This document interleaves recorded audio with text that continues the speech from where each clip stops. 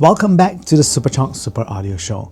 Today we are talking about the AFUL Performer 8S, which is a name that sounds kinda like a government project, like they're trying to build something, and a bathroom air freshener all at the same time. And I'll be honest, when I first heard this brand's name is called AFUL, I got hit with a very specific memory. There was this kid with a weird name called Cookie. It's not a nickname, and it's also not an ironic thing, it's just Cookie. I mean, Cookie is an excellent name for a snack. I mean, I eat it all the time. And it's a cute name for a dog, but for a human being, it feels like a long-term practical joke that nobody had the decency to end. So yes, AFUL Performer 8.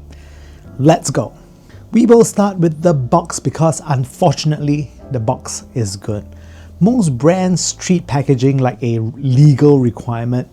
They slap a product render on the front like a tired handshake, but you are supposed to clap for it.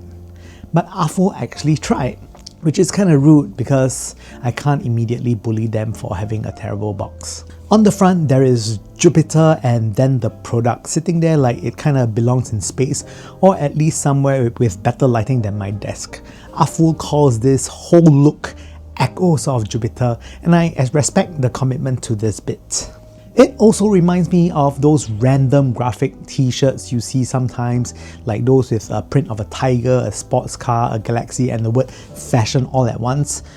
Those things don't make sense together. Total nonsense, perfect nonsense. Now, walking around the box, I want to point out something that genuinely made me kind of happy. There is no high-res audio logo on this box. And I know that's kind of a weird thing to celebrate, but it tells me that they didn't pay for a sticker. It also tells me that somebody in the meeting asked, do we actually need this? And for once, somebody had the balls to stand up and say no. That is character development. On the back, you will get the usual acoustic specifications, numbers and abbreviations that look important, and technically they are kind of important, but reading them feels like watching paint dry in a room where the paint is also judging you. I read it and I kind of regret it. Moving on. When you open the box, it pivots instead of doing the basic top lid thing, and it feels strangely premium, like opening a jewelry case for a relationship that has already ended. Inside, there's a thin insert explaining the internal components, and it's printed with enough confidence that you almost believe it's going to change your personality. Toss that aside and you've got the earphones on the left and a pleather case on the right. Below that you get accessories, 3 types of ear tips, a little mesh filter thingy. Below that you get the accessories, you have 3 types of ear tips, some tiny plugs, a filter changing thingy, which is actually for the passive radiator, and a cleaning brush. The ceremonial broom that they include so you can pretend that you're maintaining something in your life. And yes, I'm kind of impressed. The presentation is kitschy, a little theoretical, and honestly, kind of fun. Build quality for the Performer S8IM itself, again, Jupiter. The faceplate design leans into that reddish-brown swirly space storm aesthetic. It's a red-brown swirl with bits of shell-like shimmer, and it also looks better than it has any right to. It's not subtle, it's not trying to be subtle, it's trying to be plenty in a way you can notice even when you are tired. The body is a black resin, and there's a little detail on the top that hints at what's happening inside, like a little window into the chaos, which is relatable. Comfort-wise, they sit well in my ears, no hot spots, no weird pressure points, no sense that I am being punished for having human-shaped anatomy. That's a bigger compliment than it sounds like. What's inside is an entire committee. Now the driver configuration. Because this thing is basically a small city, per side you have 9 drivers. That's quite a lot of parts for something this small. And it's either going to be brilliant or it's going to feel like a group project where nobody actually communicated. AFUL also leans into acoustic architecture as part of their brand identity. They are pushing the idea that the structure inside matters, not just the part list. And at least on paper, that's the right obsession to have. So the adjustable thingies. There are 2 places. Here's the actual party trick.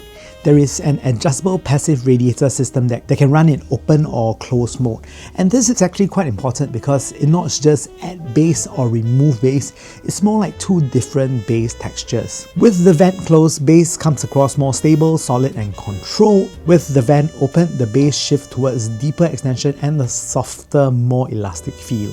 For this review, I'm sticking with closed. This is how the earphone came in.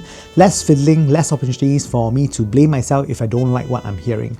Also, I just prefer things that are sealed and personally and emotionally unavailable. Now, you can also mess with the plugs as well. These are for the bass port, which is different from the passive radiator port, and turn your desk into a tiny workshop of indecision. With the bass port, you can feel that it changes the character quite a bit. If it's left open, it is pretty nice, tight, punchy, but if you close it, bass frequencies. Next, the cable and case. The cable is nice, it feels sturdy, thick, and not eager to become a knot the second you stop looking at it. It doesn't have an interchangeable plug system, which I'm fine with because I tend to just use the same termination anyway. This is one of those things where after a week, you forget that you actually even need to use it because you just set it in stone. I use 4.4, so 4.4 is on everything. I won't really want to change to a 3.5 for nothing. The case here is a soap bar sort of brick, solid, simple. It looks like something you could accidentally pack in a gym bag and later discover it has survived an entire minor apocalypse. Next, sound. The Performer 8S sits in a V-shaped neighborhood, which will cause at least one comment to appear like clockwork. Here we go again, another V-shape. And sure, but also just a reality check, a lot of people actually like this. A tasteful V is basically the universal language of this is fun without completely ruining everything else. The real question isn't, is it V-shaped? The real question is how aggressive this V shape is and does it stay coherent? To my ears, this is a balanced V. Bass and upper mids feel like they are sharing the spotlight together rather than actually fighting for custody. Bass is a big part of the identity here, and it should be. This is the kind of setup that wants to deliver low end that feels physical and resonant without turning into sludge. In the closed passive radiator mode, the bass comes across tighter and more controlled with more impact feeling than fog. It leans sub bass first, more depth than punchy mid bass bloats, so the overall presentation stays cleaner. Dilution is also above average in the low end and it doesn't smear everything that it touches. Once you open the passive radiator vent up, you trade some of that tightness for a softer, more elastic bass character with more bloom and deeper reach. It's a mood choice basically. Mid-range has warmth, not syrupy warmth, more like a dim room with a heater running somewhere behind the wall. Vocals sit forward enough that you can focus on them without hunting. Female vocals come through focused and delicate, and male vocals carry weight without sounding like they are trapped inside a cardboard box. Instruments. Guitars, keyboards stay clean and easy to separate in the mix. It's a kind of tuning that doesn't demand much effort, which is good because I don't have extra effort to give. Treble is smooth and controlled with good extension, and it doesn't spike into that brittle I'm being punished for listening zone. Cymbals and metallic percussion sound crisp without becoming splashy or sharp, and that control contributes to the overall sense of openness. Soundstage feels bigger than an intimate room, more like a venue where you can still find your way to the exit without panicking. Imaging is solid and the presentation has that spacious, airy quality without sounding thin. Next up, some quick comparisons. So versus the DUNU Vulkan 2, compared to something like the Vulkan 2, the difference is mostly personality. The Vulkan 2 feels more spacious and linear, it's wearing a suit. The Performer 8S is warmer, more dynamic, more fun in a way that can make casual listening easy. One feels like analysis, the other feels like relaxation. Finally, ratings, because life is confusing and a single letter feels like control. I give the AFUL Performer 8S an A.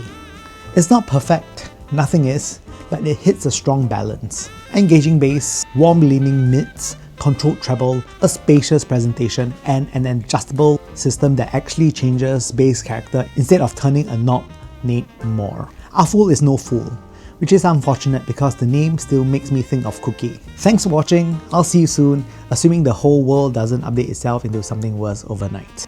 If you like the content so far, please press the like and subscribe button somewhere down below. It will help me out immensely. And once again, thank you so much for watching.